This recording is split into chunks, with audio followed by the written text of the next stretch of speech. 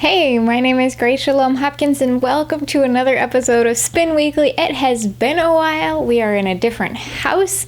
This house has incredible lighting. I don't know if you notice, I'm going to be luminescent in this shot. Me and the wall, look, we're basically the same color.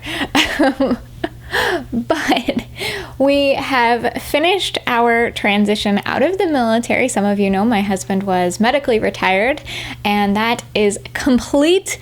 And we are in our new rental house. It is a beautiful 550 square foot beautiful old historical tiny home. It's across the street from the library and the fire department and the police station, and right near downtown. It's like a 10 or 15 minute walk, 20 if we bring the bean. So we're pretty happy with that. And we will stay here until the spring or perhaps summer, in which case we will move again. My husband is going to be going to farm school. We have a huge update around our family. We're going to be dropping a very sneaky project that we're doing together that we have been brewing for years, since we first got married, actually. But when you're in the Army, you can't do certain things. So that's going to be dropping soon. So keep an eye out on that front. Also, I am jumping back into my regular work and study schedule. So this video is something a little bit new. It is a cinematic vlog style knitting video. In the future, I probably won't have quite this long of an introduction, but I felt like there was a bunch of things I wanted to update you guys on. And so yeah, here we are, listening to me talk before the pretty stuff as per usual. Nothing new here. I don't know why I'm tripping about this. But yeah, I want to really add more dimension and depth to the videos that I produce for knitting particularly. If you like this style, we can also apply it to spinning.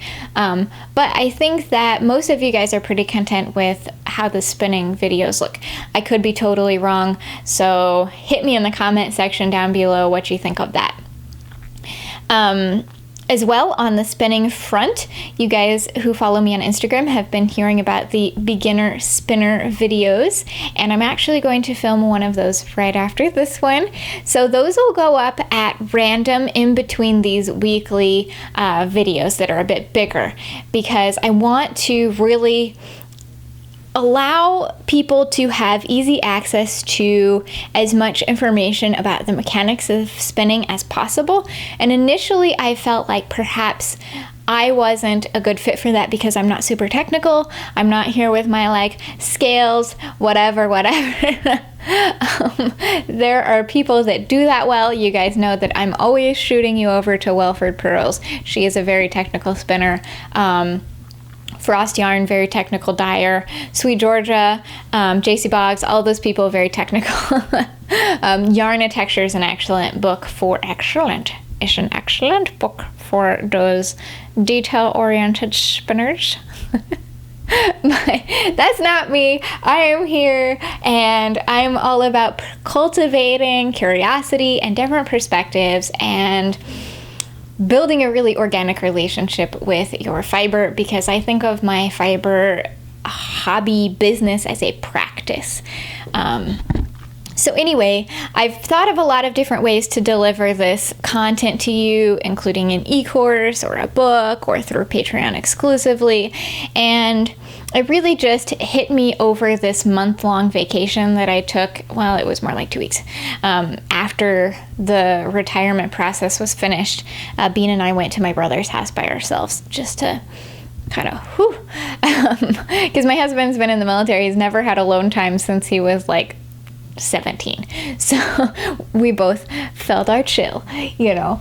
But anyhow, it really hit me that infusing the community with accessible spinning information is what I'm about. And I think that's what I'm going to pursue. Like, for example, I've never had ads turned on. I've also never really tried to broaden my YouTube reach necessarily. I've been all about you guys, the core community. But I think that if I make my YouTube channel like a living spinning course that's accessible for everybody, and continue to have Patreon and the books and the spinning wheels as my monetization, that's gonna go better. So rather than try to be the biggest, the baddest, the best, which is kind of how my creative imagination hyped mind works, I want to keep doing what's already working.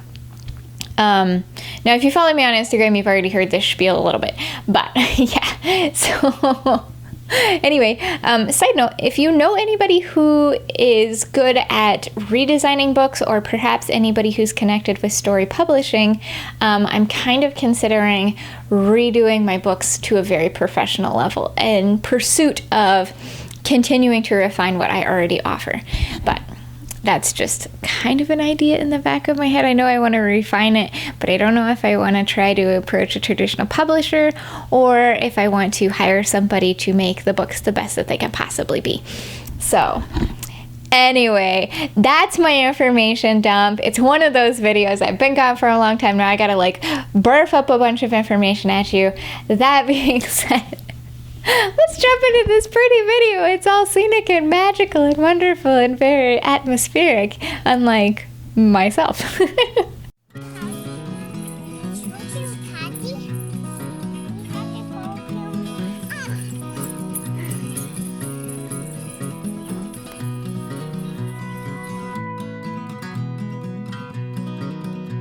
Now these are for the Bean. Her favorite color is purple. I wanted something that allowed her to have a warm neck and face without being tangled.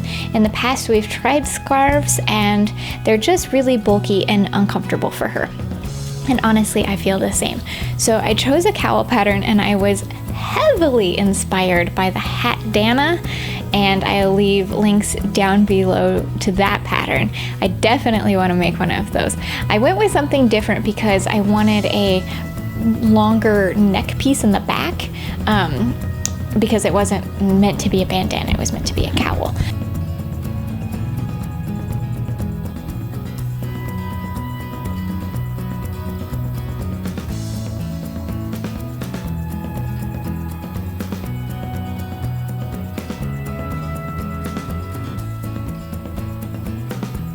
The hat, the Beloved Bonnet, I've made this several times already. I knit the toddler and it fit perfectly, but it was already kind of small.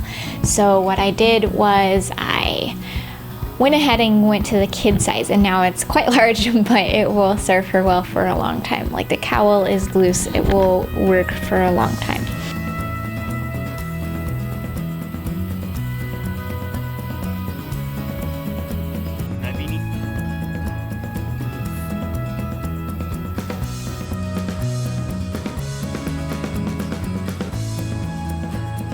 This is based on a cowl by Pearl Soho. It's a free pattern that I've left in the links down below. I did have a bit of a struggle with the short rows initially. I'm not super good at reading patterns, as you guys know, but I really kind of figured out what I was doing with it, because the bonnet pattern, which is the Beloved Bonnet by Tin Can Knits, which is also linked in the description down below, is a really short row heavy project, and I found myself enjoying them a lot. So I wanted to pick a pattern that incorporated short rows for the matching cowl.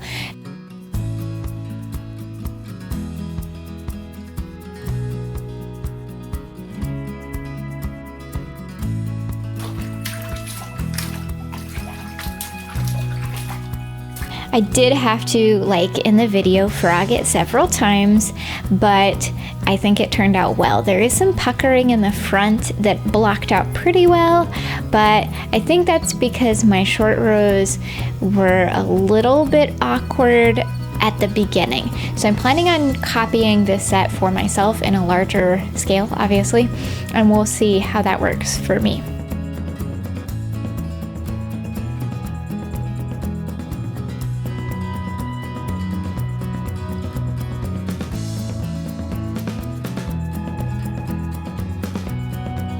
The pictures and things that you see are from our move and different places around posts that we like to explore that I wanted to kind of capture because I knit these as we were packing up and moving. So I hope you enjoyed this, and if you liked it, hit the subscribe button. If you have any thoughts or feelings, hit me in the comment section down below. And if you would like to support these videos, go ahead and check out Patreon, where the beginner spinner scripts are up and continuing to go up. And you can also purchase some of my books, or if you are interested in bringing home what I think is the most versatile and aesthetically pleasing spinning wheels, Spinolution wheels, you can also check out the links down below because I am a dealer. I will see you next time. Bye!